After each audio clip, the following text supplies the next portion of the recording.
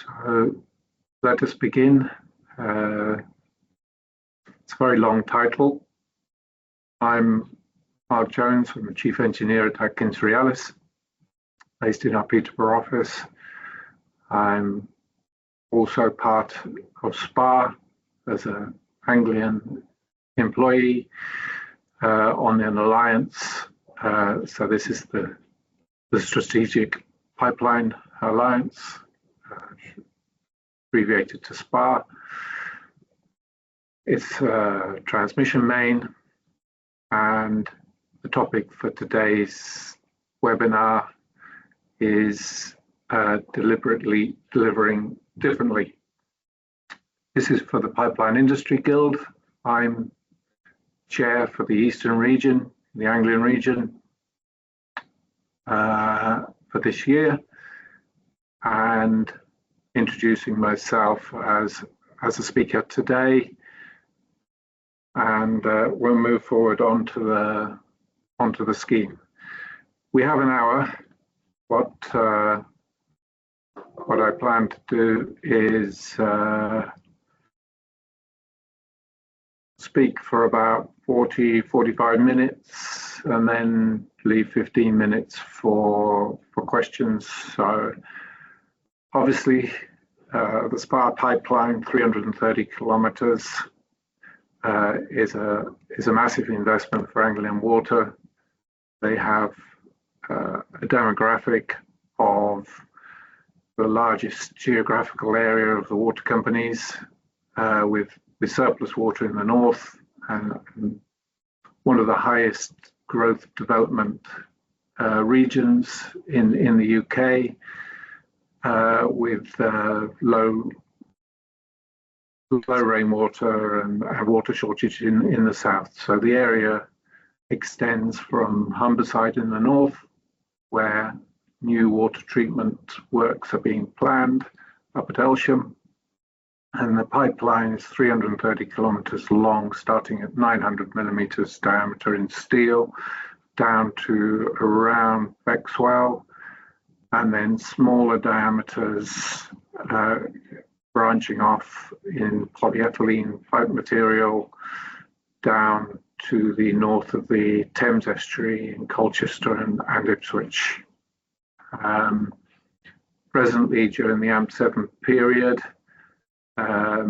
water is available more at Bexwell because the Elsham treatment works is not ready.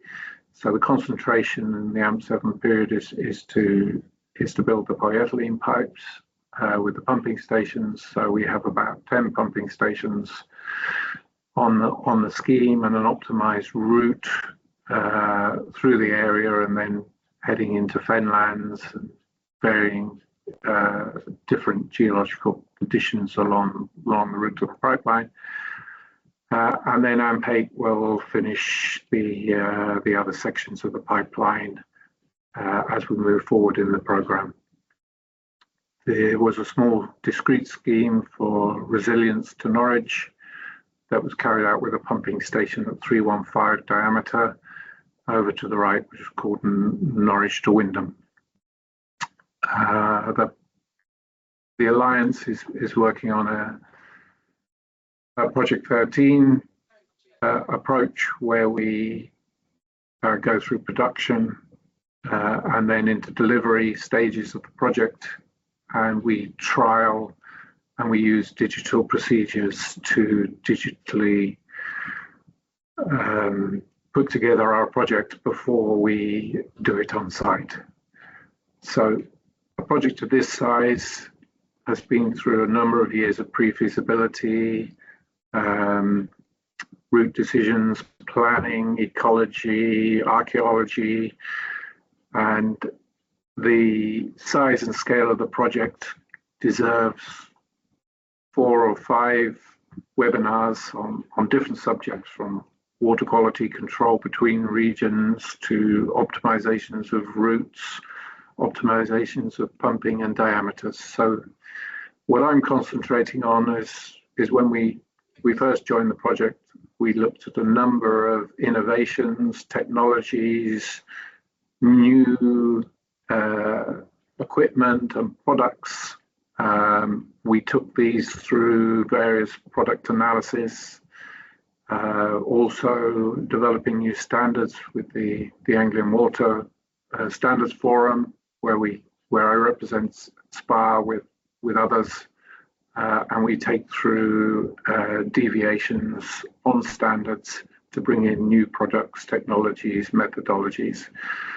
And when we first started, we looked at a lot of new innovations products, construction support systems, and that's the beauty of a large project of this size. Allows us to innovate and to deliberately deliver differently from traditional methods and look at innovations and new products.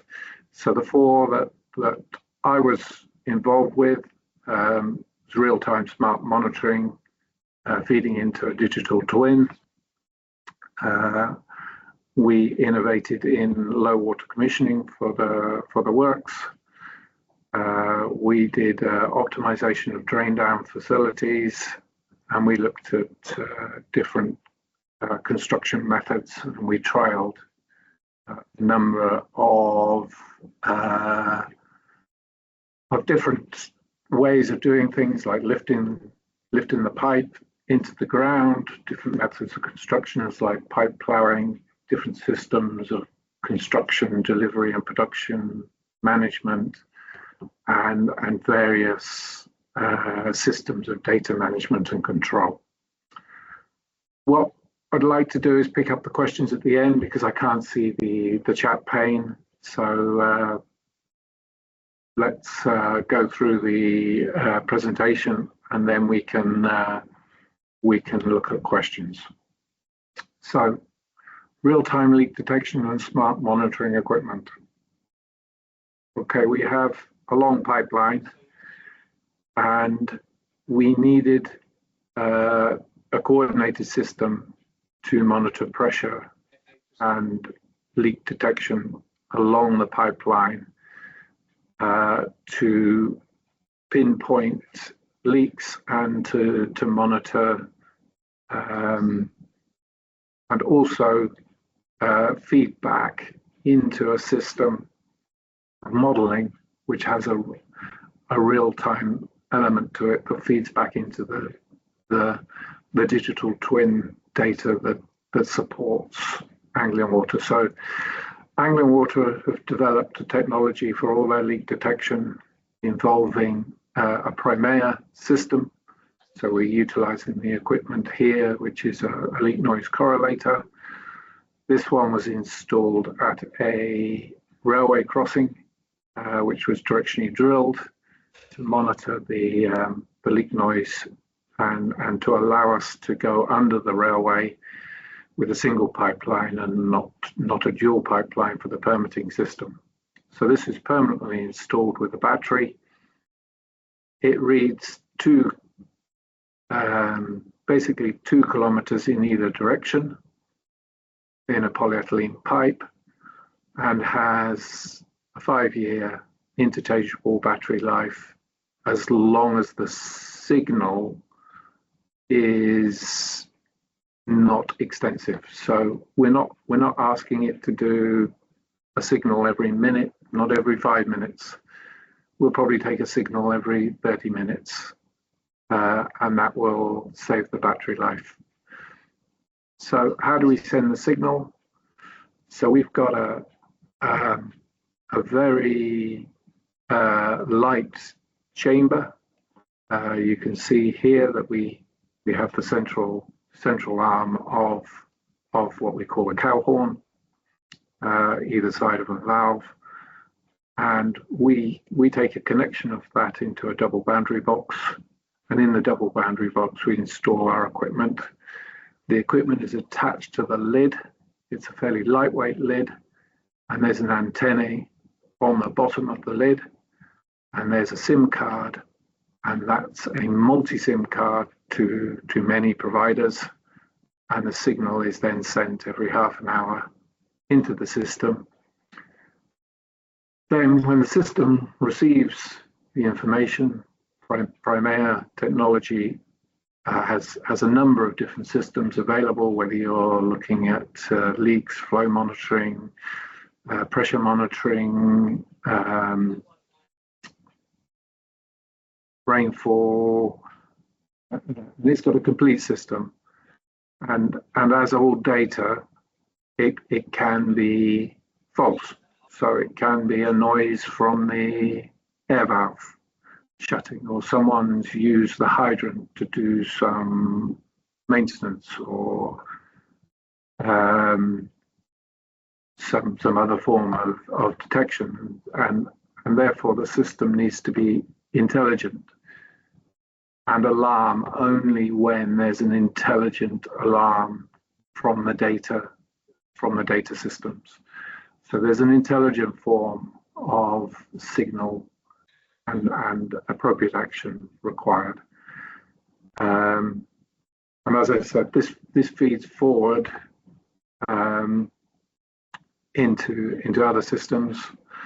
What we had the challenge of was making sure that we had the right setup for smart monitoring and the equipment, and it's at the right location, and it fitted with the Anglian Water policy. We did have some departures from the Anglian Water policy to allow us to have longer sections between air valves and valves. We set up a valve every 3 kilometers, basically. There are air valves roughly every 1 kilometer, but these systems are every 3 kilometers and accessible by road access.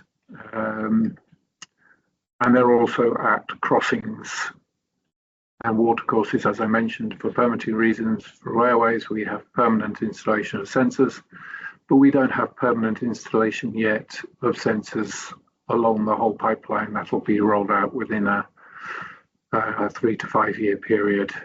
But at the moment, we have permanent at major crossings, because we have single crossings of directional drilling. So that sets out how and where we put the smart monitoring, and then it feeds into the digital twin. Now, when people mention the digital twin, the visualization is that you've got something that matches reality, exactly a twin in digital format of what's happening in reality. And to get there is quite a journey.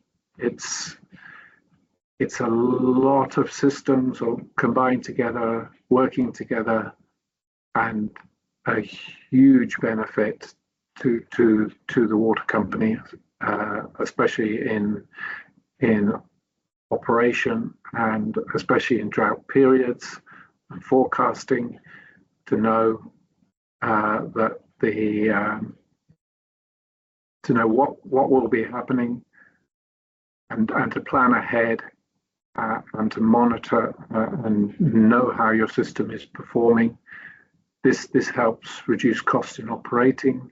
It helps manage drought periods, significant benefits in carbon energy reduction, and enhanced engagement for the customers. How do we start the digital journey? We start with models. It's software that is real-time compliant. We have a GIS data store of hundreds of sources of data, from rainfall, flood zones, pipes, electrical, drains, ecology, environmental, landowners. Anything you can think of is in the GIS database. We had a McDonald's system called Moata We were able to optimize the routes. We were able to identify where areas needed to be avoided at very early stages, and then set the route, the planning, and then using the system, we managed to optimize about 25% of the pipe length, which made significant sustainable reductions and improvements to the SPA program overall. But that's a separate subject that I can't venture into here, because my involvement was more detailed in the engineering side as lead pipeline engineer across the scheme. We then have aerial data. We have geotechnical information along the route. We have archaeological route, environmental data, all able to be stored in either GIS or BIM 360 systems, with a coordination and an interaction between the systems. So we can capture the data. We can use it on site to monitor progress of the construction and information to store the photographs.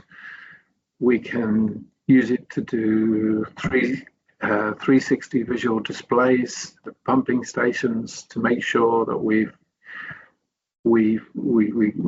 have point surveys if we're interacting with an existing station, which are highly accurate, and we can identify clashes and design them out and manage design so that construction can proceed at pace without delay. So what are the capabilities and benefits of a digital twin? Okay, the benefit to us in SPA and design is route optimization, rapid design, production planning and optimization, digital rehearsals in design, production and integration, visualized commissioning and transition of operations. So as a common benefit, we have virtual training, emergency planning, and creating value from digital assets. So the assets are there to be passed on. They're in easily accessible and user-friendly systems, and they're open for everyone to use simply and effectively. The amount of use we've had of the GIS system is amazing, and it's been incredible benefit. So the benefit to Anglian Water, we got a strategic and tactical business intelligence, real-time modeling, immersive operations for augmented maintenance, and enabling predictive capability. So these are big words, but in reality, it's fantastic, and many different uses to many different people. So business transformation, common digital twin interface, enabling the workforce, and digital transition into business as usual. I don't know what some of those mean, but I can definitely relate to what it's saying, because it is, although it's a very big investment, it has huge advantages and benefits in the long run. We move on. Okay, we have 330 kilometers of large pipeline at 360 million litres per day. Now, if we wanted to commission that traditionally without a spa project departure, we would have to use 3 to 4 times the volume of the water. We'd have to have lagoons, we'd have to discharge it into the environment, we'd have to dechlorinate it and waste the water. So we looked at, from the very beginning, trialing methods to clean the pipeline and then to disinfect the pipeline. So how far can we clean the pipeline? What size of lagoon? How much water do we need between two swabs as a slug? What disinfection do we need to apply to that? So we tested it. We worked out that we could air swab 5 kilometers. We would need swabbing chambers every 5 kilometers along the pipeline. We tested three dual swabs, and after, I mean, the first was rather embarrassing. We shouldn't have that much dirt in the pipeline. But after 3 swabs of the air swabbing process and only 1% of the water, we were almost clean. And we actually, I think, did four swabs just on this test. But it's simple. You're only using a very small amount of water, and the result is excellent. So we set up the infrastructure to do this. We planned the swabbing locations. We looked at where we need the lagoons, obviously, and we estimate there'll be we also went through the process of departures, project departures with Anglian Water, to ensure that when we came to the final commissioning process, we had the necessary hygiene, water quality. We learned a lot about keeping the hygiene of the pipeline. We learned a lot about jointing the buried flanges. We have a flange management and special procedures in place. And we were able to pressure test and then disinfect and pass the water quality in one time on the trial 12-kilometer scheme in one go. And that saved about 3 weeks of site activity. We saved 90% of the water. We reduced the lagoon size, and it was a major impact for savings in the environment. And highly recommend air swabbing. We know that it's not an industry new. It is across other water companies as well. But within Anglian, this was the first time that it's been used in and approved, and all the necessary approvals in place to go ahead with all the necessary hygiene control and management control to ensure that flanged fittings were all properly trained and implemented to a proper strategy. So air swabbing, some more details available. I won't go into all the details because time restraints, but obviously across the board we developed, that was developed in commissioning plans in line with Reg 31 compliance and water quality testing and monitoring.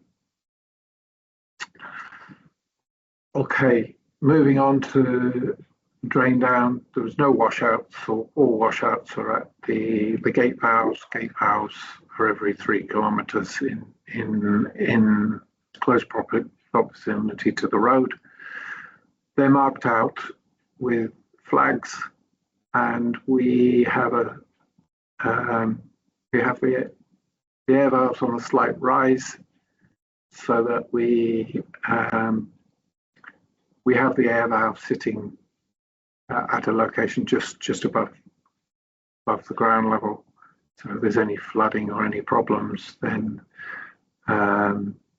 we have the air valves in safe locations. Obviously, in the fenlands, there's lots of arable farming as well, livestock and things. And when we put fences, we found the sheep wanted to use the location as a safe location that the sheep would go in and out. So this was not good. So we removed fences, and also where we know we have flood zones in the fenlands, we were able to check the height and rise of the land above the local land to ensure that we were minimising any effects of flooding.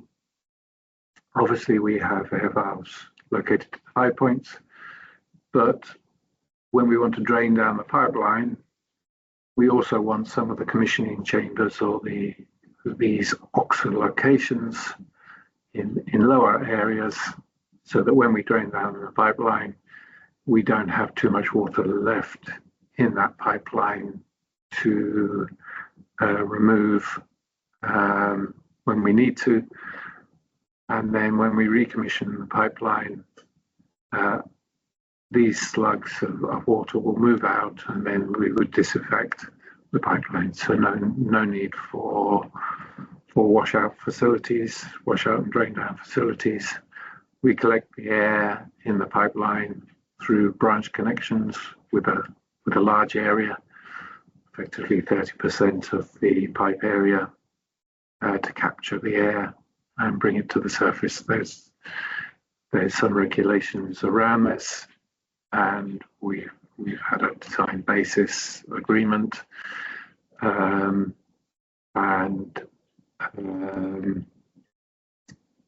all drawings go through final approvals with both Anglian Water standards and accepted by the network operators in all cases. And there's been great engagement throughout the whole project to do this. A lot of development, testing, trials to reach the appropriate arrangement. We also fabricate these in a factory environment, and then they're tested and taken out to site, so that we have proper hygiene, we have proper control, we have proper flange management guidance in torque measurements, proper gaskets with a combination of rubber and steel element, which we find good. We also have digital torque tools that monitor and record the torque settings and send that digitally and a digital record of each installation. So we looked at another new technique to construct pipelines. This was in 315 diameter, so Anglian Water were the first to trial this, and we trialed 1.1 kilometers on a 12-kilometer section, and we installed 6 kilometers. And we were going up to between 1 and 2 kilometers a day. When we first started, there was a lot of issues. Heave, how do we compact the heave when we've finished? What's happening to the farmer's field? Why is it such a mess? we got that all sorted out. By the end, we had two winches, we had slides, we had long sections of pipeline that could be installed without breaks, techniques for overcoming crossings of various types, and what we wanted to do was develop this for 630mm pipes in the southern region. And what we found was there was a limit to the depth, and the depth of the plough is really limited to about 2.5 meters, even with two winches pulling the plough through the soil. Any deeper, we get more heave, more difficulty in compacting it once we're finished. And what happened in the fenlands is that we have extensive existing drainage systems, and we have a rate of soil loss. Fenlands have peaked, lands have reduced 400 millimeters in a very short period of time. So we had to put the fenland pipes 1.8 meters deep, and each system has a pre-drainage and a post-drainage system. So when we first trialed this system, we hadn't got the pre-drainage system in, and in this system, by the end of it, we had the pre-drainage systems in, so that we didn't cause excessive damage to the environment. The huge benefit of doing this is that you're not trenching. You've got no reason to monitor or control the trenches, and you've got a reduced width, which saves costs on environmental and archaeological investigation. You do need to widen at certain sections where there's stops and crossings, but that can all be pre-planned. When we trialed it, we wanted to know whether there was any damage to the pipe. We tested ways of compacting the heave with different options. We had the pipe supplier out to look at damage and embedment of the pipe to make sure that the installation was correct. We found that the pipe went in virtually as if you'd never plowed through the soil, and it was amazing. Here you can see the two winches. Here you can see a very long length of pipe ready to be installed. So it's not ideal where you've got lots of stops and starts, because that causes lots of problems in hygiene and in trying to connect the pipe together, because the pipe ends up halfway out the ground, and then the next pipe next to it is next to halfway out the ground, and then you've got to connect the two pipes together.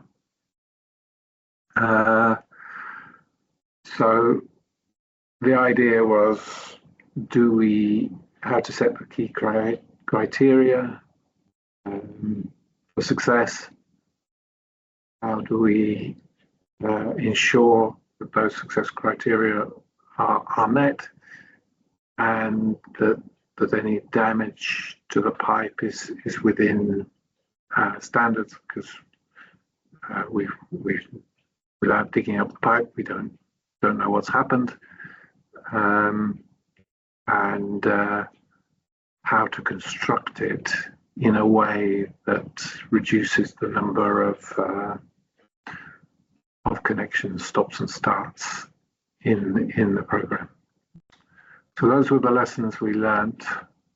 In it, I've probably spoken for about 40 minutes now, but you've probably heard enough. Obviously, it's a huge scheme, and there are still lots of other innovations and technologies SPA is working through. So this is just selections of ones that we implemented and have had success in, and approvals that are moving through to give benefit to the scheme, environment and sustainability, and Anglian Water use and control and operation of the asset in the future. So I will revert to questions, and thank you very much. Okay, so the first question you've got, Mark, is from Sean saying, how much does the innovation now become business as normal for future pipeline design? Yeah, we had deviations on a project level. For low water commissioning, Anglian Water are rolling that out across business as usual. We've set up a page informing the technique. We're going through standards changes, both in the manual of water distribution and in the POSWASH, to allow techniques to be used more relevant. And from webinars like this, we're advertising what we've been doing, just for the benefit of circulating the information, and for more people to adopt these strategies. I know that the digital systems are advancing in both. Well, ours was for potable water transmission mains, but there are Anglian Water have a system now in place called the Hive and I think there was a recent webinar on that to integrate CSOs and drainage data in a similar format. So the digital twin is a major venture. It's not something easily embarked on, or will take many years to fully develop. But if you don't start somewhere, you're not going to get to a global base. I hope that answers the question. Okay, moving on to the next one, which is from Will Hooper. He says, thanks for the interesting presentation. Would you mind clarifying the drain down provisions again? Do the hydrants serve as washouts, and what happens to the water from the hydrants, i.e. discharges to nearby watercourses? Or is the water left in the pipeline and then run to a waste stream on recommissioning? Yeah, we'd only have to drain down the pipeline in very specific conditions. And what we'd hope to do is pinpoint the burst, so that we would only have sections of the pipeline between the 3 kilometres that would need to be drained out. The local water courses, so the volumes that we're looking at would be greatly reduced to 3 kilometre sections rather than a full drain down. And then we've identified the water courses at the locations of the hydrants, and then over to operations for dechlorinating and discharging into the water courses at specific rates. The reason we've got a cow horn, two outlets on either side, that's to improve the rate of discharge, to improve the operational timing. So we would then leave a certain amount of water in the pipeline. We have the facility to take the flange off and put in a pump if we wanted to reduce the water further. That is a facility that is there. and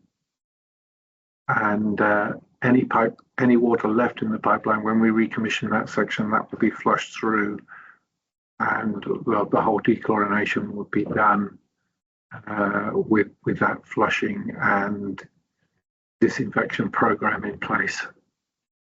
Is that enough description? Yeah, that's great. Thank you very much. Sure.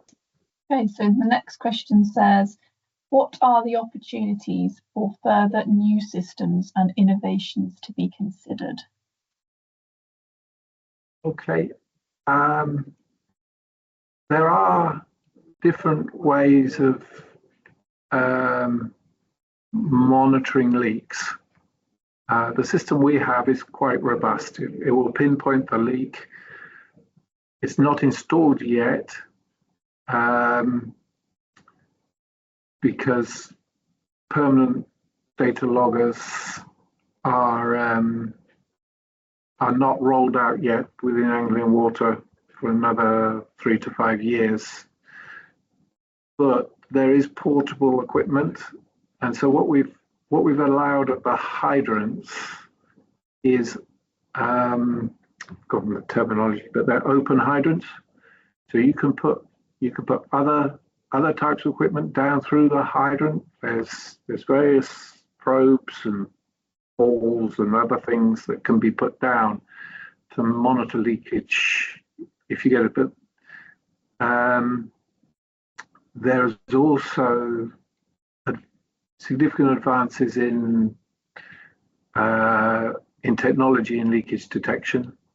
So what we've used is the current system that's been developed by Anglian Water, and that's been developed by a team with the available technology.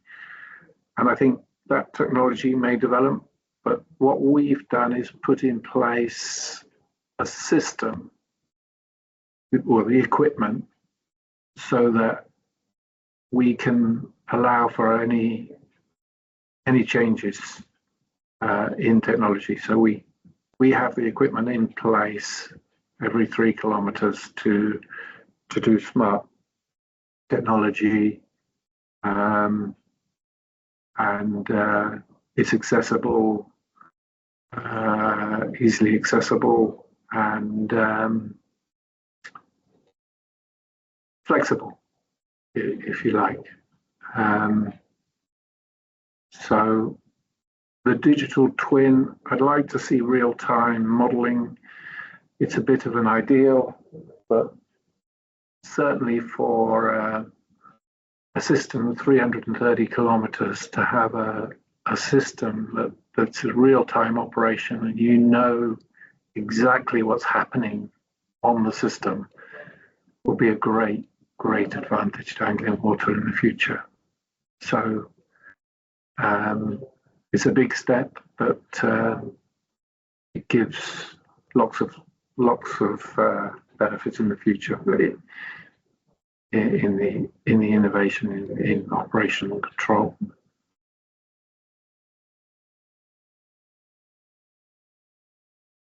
Okay, so the next one says, what's the largest pipe diameter you can pipe plough? Okay, 630, because we like to pipe plough flexible pipe.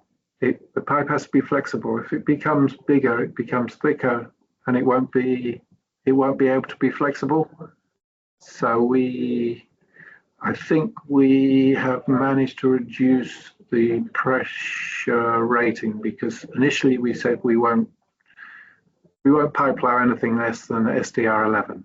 But SDR11 is a very thick plastic pipe, and it doesn't bend very much. So we found that we couldn't pipe plough an SDR11 630. It has to be an SDR17 or 13.6. And we were happy with 13.6 at 630 OD, but you couldn't do an STR11, too thick to bend it. Okay, thank you. Thanks for that explanation. That's brilliant. Cheers. All right. I believe this is the last one, but it says, were you involved in planning for the pipeline? If so, how was this handled for such a long pipeline? Planning for the pipeline. Sorry, could you repeat it? Of course, yeah. Were you involved in the planning for the pipeline? If so, how was this handled for such a long pipeline?